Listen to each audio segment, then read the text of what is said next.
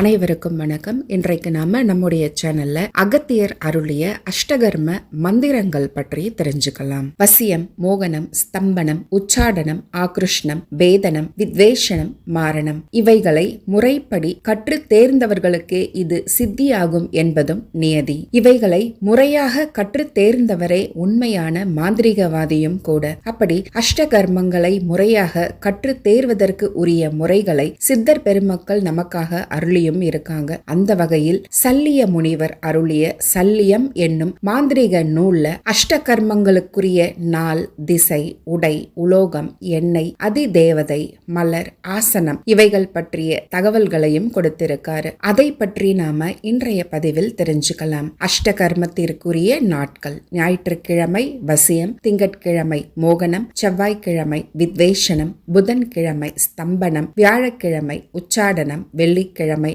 ஆக்ருஷ்ணம், சனிக்கிழமை மாரணம். இந்த நாட்கள்ல இந்த கர்மங்கள் செய்ய உகந்தது. அது உடனடியாக சித்தியாகும் என்பதும் நியதி. இதுல குறிப்பா வியாழக்கிழமைகளில் எந்த வேலைகளை செய்தாலும் அது பச்சை மரத்தில் ஆணி ஏறுவது போல உடனுக்குடன் பலிக்கும் என்று சொல்றாரு சல்லிய முனிவர். இப்போ அஷ்டகர்மத்திற்குரிய திசைகள் பற்றியும் பார்க்கலாம். கிழக்கு வசியம், தெற்கு மோகனம், மாரணம், மேற்கு உச்சாடனம், வடக்கு பேதனம், தென்மேற்கு வித்வேஷனம், தென்கிழக்கு ஸ்தம்பனம், வடமேற்கு ஆக்ருஷ்ணம், வடகிழக்கு சகல கர்மத்திற்கும் உகந்த திசைனும் குறிப்பிட்டு சொல்லி இருக்காரு. அடுத்தது உடைகள் பற்றியும் தெரிஞ்சுக்கலாம். சிவந்த வஸ்திரம் வசியம், மஞ்சள் வஸ்திரம் மோகனம், பச்சை வஸ்திரம் ஸ்தம்பனம், வெள்ளை வஸ்திரம் பேதனம், பச்சை பட்டு உச்சாடனம், கருப்பு வஸ்திரம் மாரணம், செம்பட்டு சகல கர்மத்திற்கும் உகந்த உடுப்பு என்றும் சொல்லி இருக்காரு. அடுத்தது உலோகங்கள் பற்றி தெரிஞ்சுக்கலாம். காரியம் வசியம், வங்கம் மோகனம், பொன் ஆக்ருஷ்ணம், செம்பு ஸ்தம்பனம், வெள்ளியம் உச்சாடனம், குருத்தோலை வித்வேஷனம், இரும்பு பேதனம், வெள்ளி மாரணத்திற்கு உகந்தது இந்த உலோகம். அடுத்தது எண்ணெய்கள். பசு நெய் வசியம், நல்லெண்ணெய் மோகனம், வேப்பெண்ணெய் மாரணம், புங்கை எண்ணெய் உச்சாடனம், புன்னை எண்ணெய் பேதனம், ஆதலை எண்ணெய் ஸ்தம்பனம், கழுதை, ஆடு, பன்றிகளின் நெய் வித்வேஷனம், வன்னி, ஆல், விலா இவைகள் சுபகர்மத்திற்கும், கள்ளி, எருக்கு, எட்டி, அத்தி, இச்சி, விடத்தலை இவைகள் அசுப கர்மத்திற்கும் உகந்த எண்ணெய்களாக கொடுக்கப்பட்டிருக்கு. அதிதேவதைகள் ஈசன் வசியம், அக்னி மோகனம், இந்திரன் ஸ்தம்பனம், நிருதி உச்சாடனம், வருணன் ஆக்ருஷ்ணம், வாயுதேவன் வித்வேஷனம், குபேரன் பேதனம், யமன் மாரணம். அடுத்தது மலர்கள். மல்லிகை வசியத்திற்கு, முல்லை மோகனத்திற்கு, தாமரை ஸ்தம்பனத்திற்கு, தும்பை உச்சாடனத்திற்கு, அரளி ஆக்ரோஷனத்திற்கு, காக்கன மலர் வித்வேஷனத்திற்கு, ஊமத்தம் பேதனத்திற்கு, கடலை மலர் மாரணத்திற்கு. அடுத்தது ஆசனங்கள். வில்வ பலகை வசியம், மாம்பலகை மோகனம், பலாப்பலகை ஸ்தம்பனம், நீலக்கம்பலம் உச்சாடனம், வெள்ளாட்டுத்தோல் ஆக்ருஷ்ணம், எட்டி பலகை வித்வேஷனம், மரத்தோளாடை பேதனம், அத்தி பலகை மாரணம். அஷ்டகர்மங்களில் முதலாவதாக சொல்லப்படுவது வசியம். இது 8 உள் பிரிவுகளை கொண்டது. சர்வவசியம், ராஜவசியம், புருஷவசியம், ஸ்திரீவசியம், மிருகவசியம், சர்பவசியம், சத்ருவசியம், லோகவசியம். இந்த 8 வகை வசியத்திற்குமான மூல மந்திரத்தையும் அதனை ஜெபிக்கும் முறையையும் பற்றியும் தெரிஞ்சுக்கலாம். மந்திரம்: ஓம் ப்ரீங் அங் அங் டங் ஸ்ரீயும் கிளியும் ஸ்வாஹா. ஒரு காரிய தகட்டில் முக்கோணம் போட்டு அதற்கு நடுவில் ஒரு வட்டம் போட்டு அந்த வட்டத்திற்குள்ளாக லங் என்று எழுதணும். ஒரு ஞாயிற்றுக்கிழமை நாளில் உடல் மன சுத்தியோடு சிவப்பு நிற ஆடை அணிந்து கொண்டு கிழக்கு முகமாய் அமர்ந்து கொண்டு முறையாக பூஜை வைத்து அதற்கு நடுவில் இந்த எந்திரத்தை வைத்து மந்திரத்தை ஒரு நாளைக்கு 1008 உருக்கள் வீதமாக தொடர்ந்து 48 நாட்கள் ஜபம் செய்தால் வசியம் 8 சித்தியாகும். மோகனம். அஷ்டகர்மங்களில் இரண்டாவதாக சொல்லப்படுவது மோகனம். இதுவும் 8 உட்பிரிவுகளை கொண்டது. சர்வ மோகனம், ராஜமோகனம், புருஷ மோகனம், ஸ்திரீ மோகனம், மிருக மோகனம், ஸ்வர்ண மோகனம், சத்ரு மோகனம், லோக மோகனம். ஒரு திங்கட்கிழமை நாள்ல ஒரு வங்கத்தகட்டில் நாற்கோணம் போட்டு அதற்கு நடுவில் ஒரு வட்டம் போடணும். அந்த வட்டத்திற்குள்ளாக ரீங் என்று எழுதணும். இந்த சக்கரத்தை பூஜையில் வைத்து முல்லை பூக்களை சக்கரத்தை சுற்றி வைத்து எதிரில் நல்லெண்ணெய் தீபம் ஏற்றி உடல் மன சுத்தியோடு மஞ்சள் நிற ஆடை உடுத்தி மாம்பலகையில் தெற்கு திசை நோக்கி அமர்ந்து கொண்டு ஒரே மனநிலையோடு ஓம் கிளி சங் அங் ரீங் ஸ்ரீ சிவ ஸ்வாஹா என்ற மந்திரத்தை ஒரு நாளைக்கு 1000 உருக்கள் வீதமாக தொடர்ந்து 48 நாட்கள் ஜபம் செய்தால் மோகனம் 8மே சித்தியாகும். மோகனம் சித்தியானால் நம்மை பார்க்கும் சகல ஜீவ ஜந்துக்களும் மிருகங்களும் மனிதர்களும் நம்மை கண்ட மாத்திரத்திலேயே தன்னுடைய நிலை மறந்து ஒடுங்கி நம்மீது மோகம் கொள்வர். மோகனத்தை சித்தி செய்து கொண்டவர்கள் சகலத்தையும் அவர்கள் வசமாக்கவும் முடியும். இதற்கு நிகர் வேறு எதுவும் கிடையாதுன்னு சொல்றாரு அகத்தியர். ஸ்தம்பனம் அஷ்டகர்மங்களில் 3ஆவதாக சொல்லப்படுவது ஸ்தம்பனம். ஸ்தம்பனம்ங்கிறது எந்த ஒரு இயக்கத்தையும் அப்படியே ஸ்தம்பிக்கச் செய்வது. இதுவும் 8 உட்பிரிவுகளை கொண்டது. சர்வஸ்தம்பனம், சுக்கிலஸ்தம்பனம், ஆயுதஸ்தம்பனம், மிருகஸ்தம்பனம், ஜலஸ்தம்பனம், அக்னிஸ்தம்பனம், தேவஸ்தம்பனம், சர்பஸ்தம்பனம். ஒரு புதன்கிழமை நாளில் உடல் மன சுத்தியோடு பச்சை நிற வஸ்திரம் அணிந்து கொண்டு தென்கிழக்கு திசை நோக்கி பலாப்பலகையில் அமர்ந்து கொண்டு ஒரு செம்பு தகட்டில் 5 கோணம் போட்டு அதற்கு நடுவில் ஒரு வட்டம் போடணும்.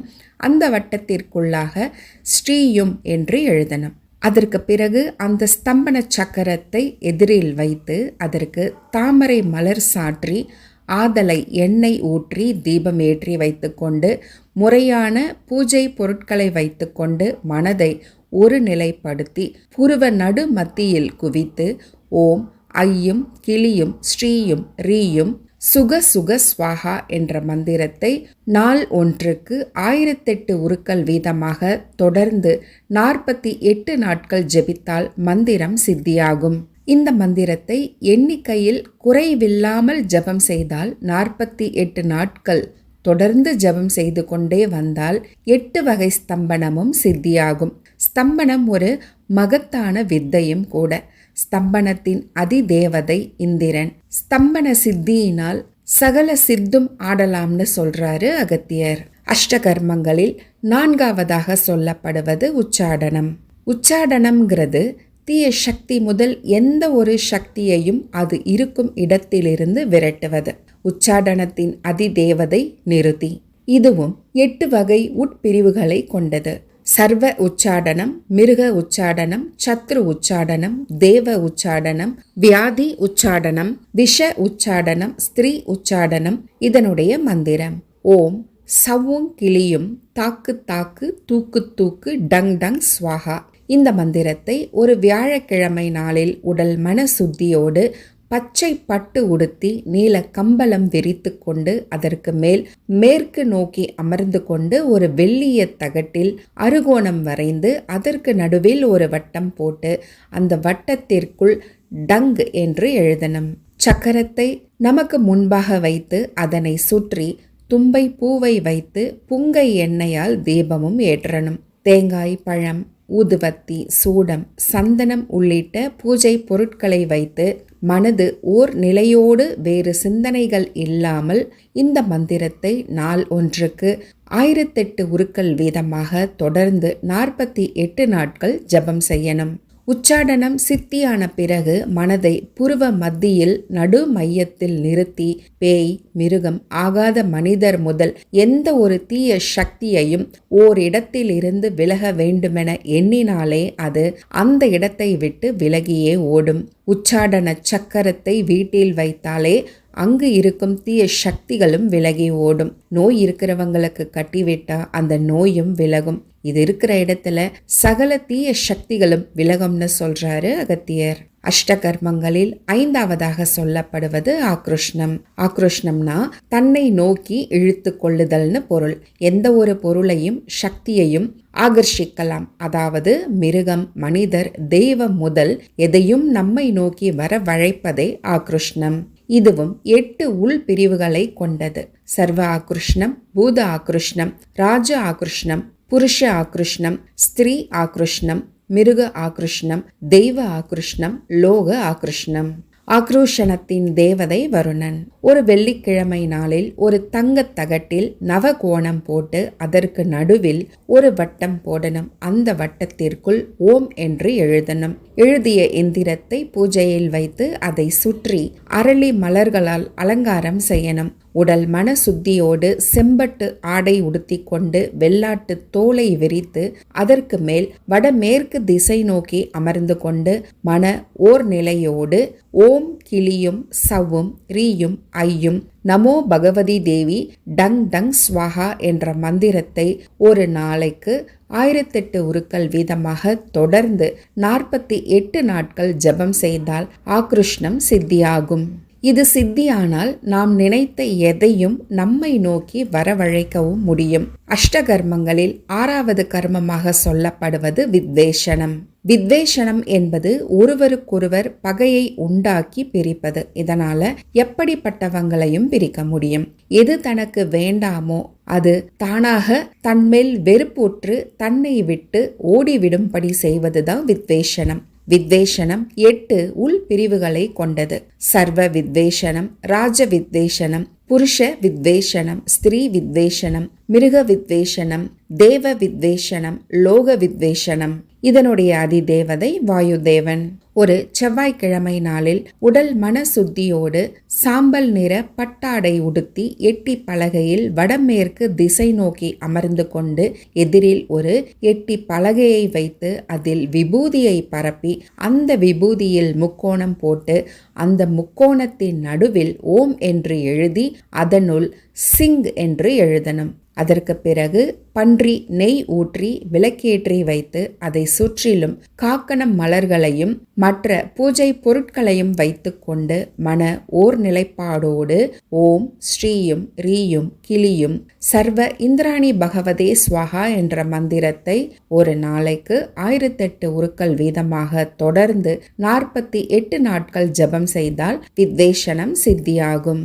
இதை பயன்படுத்தணும்னா நம்முடைய மூச்சை உள்நிறுத்தி மந்திரத்தை 3 முறை ஜபம் செய்தாலே நம் வழியில் குறுக்கிடும் அதிகார பலம் இருக்கிறவங்க, எதிரிங்க, மிருகங்க, ஆண்கள், பெண்கள், பேய், பிசாசு, துஷ்ட தேவதைகள், ஜீவ ஜந்துக்கள் என்று அனைத்தும் நம்மை கண்ட மாத்திரத்தில் மிரண்டு ஓடும். அது மதம் பிடித்த யானையாக இருந்தாலும் முரட்டு காளையாக இருந்தாலும் ஓடும்னு சொல்றாங்க. பிறருக்கு இது பயன்படுவதற்கு முன் சொன்ன முறையில் மந்திரத்தை கையில் விபூதி வைத்து ஜெபித்து அவர்களுக்கு அந்த விபூதியை பூசி கொள்ளும்படியும் கொடுக்கலாம். அதை அவங்க வயல் வெளியில் போட்டாலே அங்கு எலிகள் வராது என்றும், நோய் இருக்கிறவங்களுக்கு பூசினால் நோய் தீரும் என்றும் இன்னும் பல பயன்களையும் இதற்குள் அடக்கியே சொல்லி வச்சிருக்காங்க. அஷ்டகர்மங்களில் 7வது பேதனம். பேதனத்தின் அதிதேவதை குபேரன். ஒருவரை நாம என்ன செய்கிறோம் என்ற சிந்தனையே இல்லாமல் அவருடைய புத்தியை பேதலிக்க செய்வதுதான் பேதனம். இதுவும் நோக்கு வர்மத்தை போல ஒரு வகை தாக்குதல் தான்னு சொல்றாங்க. ஒருவரை பார்த்து இவன் பேதலிக்க வேண்டும் என்று எண்ணினாலே அவன் பேதலித்தே போவானாம். பேதனமும் 8 வகையா பிரிக்கப்படுது. சர்வ பேதனம், ராஜபேதனம், புருஷ பேதனம், ஸ்திரீ பேதனம், மிருக பேதனம், தேவ பேதனம், அக்னி பேதனம், லோக பேதனம். வித்தைகளில் பேதனம்தான் அதீத வித்தைகளை உள்ளடக்கியது. பேதனத்தை சித்தி செய்யும் முறை என்னன்னா, ஒரு இரும்பு தகட்டில் தாமரை இதழ் போல எண்கோணம் வரைந்து அதற்கு நடுவில் ஒரு வட்டம் போட்டு அந்த வட்டத்திற்குள்ளாக டங் என்று எழுதணும். இந்த சக்கரத்தை பன்னீரால் கழுவி 4 மூலையிலும் சந்தனம் குங்குமம் போட்டு வைக்கணும். அதற்கு பிறகு பூஜை அறையில் வைத்து ஒரு வியாழக்கிழமை நாளில் உடல் மன சுத்தியோடு வெள்ளை நிற வஸ்திரம் அணிந்து கொண்டு வடக்கு நோக்கி மரத்தோளாடையில் அமர்ந்து கொண்டு ஊமத்தம்பூவால் இந்த சக்கரத்தை அலங்காரம் செய்து அதற்கு எதிரில் புன்னை எண்ணெயை ஊற்றி தீபம் ஏற்றி வைத்து மனது ஓர் நிலைப்பாடோடு ஓம் ரீயும் சவ்வும் ஸ்ரீயும் கிளியும் அங் அங் நசி நசி ஸ்வாஹா என்ற மந்திரத்தை ஒரு நாளைக்கு 1008 உருக்கள் வீதமாக தொடர்ந்து 48 நாட்கள் ஜபம் செய்ய சித்தியாகும். பேதனம் சித்தியான பிறகு நமக்கு தேவைப்படும் சமயத்தில் இதை பிரயோகிக்க எண்ணினால் உள் மூச்சை நன்கு இழுத்து அடக்கி கொண்டு இந்த மந்திரத்தை 3 முறை மனதால் நினைத்தவாறே எதிரில் இருப்பவர்களை பார்க்க அவர்கள் நம்மை கண்ட மாத்திரத்திலேயே பேதலித்து மிரண்டு ஓடுவார்கள், அல்லது அவர்களை நம் எண்ணப்படி செயல்பட செய்யலாம் என்று சொல்றாரு அகத்தியர். அஷ்டகர்மங்களில் 8வதாக சொல்லப்படுவது மாரணம். இது தனக்கும் தன்னை சார்ந்தவர்களுக்கும் வேண்டாத அல்லது கேடு விளைவிப்பவர்களை மரணிக்க, அதாவது அழிக்க செய்வது. மாரணத்தின் அதிதேவதை யமன். மாரணமும் 8 வகையாக பிரிக்கப்படுது. சர்வ மாரணம், அரச மாரணம், சத்ரு மாரணம், சர்வபூத மாரணம், சர்வ ஜீவஜந்து மாரணம், சர்வ விஷ மாரணம், சர்வ தேவ மாரணம், சர்வ ரிஷி மாரணம். ஒரு வெள்ளி தகட்டில் சூலம் வரைந்து அந்த சூலத்தின் அடிமுனையில் கம் என்று எழுதணும். ஒரு சனிக்கிழமை நாள்ல உடல் மன சுத்தியோடு தூய்மையான இடத்தில் கருமை நிற ஆடை அணிந்து தெற்கு நோக்கி அத்தி பலகையில் அமர்ந்து கொண்டு எதிரில் எந்திரத்தை வைத்து அதனை சுற்றி கடலை மலர்களை வைத்து அதற்கு எதிரில் வேப்பெண்ணெய் ஊற்றி விளக்கேற்றி வைத்து மற்ற பூஜை பொருட்களையும் வைத்து கொண்டு மன ஒரு நிலைப்பாடோடு ஓம் ஆம் ரீங் ரீங் சிம் ரீங் கிளி ரீங் ப்ரீங் ப்ரீங் ப்ரீங் ஸ்வாஹா என்ற மந்திரத்தை ஒரு நாளைக்கு 1008 உருக்கள் என்று தொடர்ந்து 48 நாட்கள் ஜெபிக்க மாரணம் சித்தியாகும். மாரணம் சித்தியானால் தனக்கு வேண்டாத மனிதர், துன்பம் செய்யும் விலங்கு, தீராத நோய், தீங்கிழைக்கும் துஷ்ட தேவதைகள், அரச பதவியில் இருந்து கேடு செய்யும் பாவிகள் என்று யாவரையும் அழிக்கவும் முடியும். மாரணத்தை சித்தி செய்து விட்டோம் என்பதற்காக நல்லவர்க்கு அதை தவறான வழியில் பயன்படுத்தினால் பெரும் பாவத்திற்கும் சாபத்திற்கும் ஆளாகவும் நேரும். அதனால மாரணத்தை யாரிடம் பிரயோகிக்க வேணும்னா யாவருக்கும் அதிக கெடுதல் செய்யும் பாவிகளிடமும் கொடூர விலங்குகளிடமும் பயன்படுத்தி அதை அழிக்க, உலக உயிர்களை தன் உயிர் போல எண்ணி அவர்களுக்கு நன்மை செய்வதற்காக பயன்படுத்தணும். மாரணத்தை சித்தி செய்த பிறகு இந்த எந்திரத்தை வரைந்து 1008 உருக்கள் கொடுத்து விலங்குகள், துஷ்ட தேவதைகள் நடமாடும் வீடு, தோட்டங்களில் ஸ்தாபித்து விட்டாலே அந்த இடத்தை அவைகள் நெருங்காது. அப்படி நெருங்கினாலும் சுருண்டு விழும். தீராத நோய்வாய்ப்பட்டவர்களுக்கு இந்த எந்திரத்தை விபூதியில் வரைந்து 1008 உருக்கள் கொடுத்து அந்த விபூதியை அவர்கள் பூசியும் கொஞ்சமாக உண்டும் வந்தாலே அவர்களின் உடலில் உள்ள நோய்கள் படிப்படியாக நீங்கும். உடலில் இருக்க விஷத்தன்மைகள் நீங்கவும் இந்த மந்திரம் ஓதிய விபூதியை கொடுக்கணும். உலக உயிர்களுக்கு கேடு செய்யும் பாவிகளை அவர்கள் அழிந்து போக வேண்டும் என்று எண்ணி மாரண எந்திரத்தில் அவர்களின் பெயரை தலை மாற்றி எழுதி அதில் அவர்களின் காலடி மண் அல்லது முடி ஏதாவது ஒன்றை வைத்து சுருட்டி அவர்கள் நடமாடும் பகுதி அல்லது சுடுகாட்டில் புதைக்க அவர்களுக்கு மூச்சு அடைக்கும். உடம்பெல்லாம் எரியும். நிமிஷத்தில் உயிர் பிரியும். அதோடு சித்தர்கள், ரிஷிகள் தாங்கள் மறைத்து வைத்துள்ள புதையல் போன்றவற்றிற்கு மந்திரக்கட்டு போட்டிருப்பாங்க. அவர்களின் மந்திரக்கட்டை மாரணிக்க செய்து அவைகளை நாம் அடையவும் முடியும். இது ரிஷி மாரணமாக சொல்லப்படுவது. தீமை செய்யும் யாவரையும் அழிக்க வேண்டும்னா மூச்சை நன்றாக இழுத்து அடக்கி கொண்டு இந்த மந்திரத்தை மனதால் 3 முறை ஜெபித்தால் அவனை உற்று நோக்கினால் மதி மயக்கம் ஏற்பட்டு கீழே விழுவான், பிறகு எழவே மாட்டான். இதெல்லாமே மாரணத்தின் ஆற்றல். இதை நல்ல வழிக்கு மட்டும் பயன்படுத்தலாம், இல்லைனா கொடிய துன்பத்திற்கு ஆளாக நேரும் என்பதையும் நாம மறக்கக்கூடாது.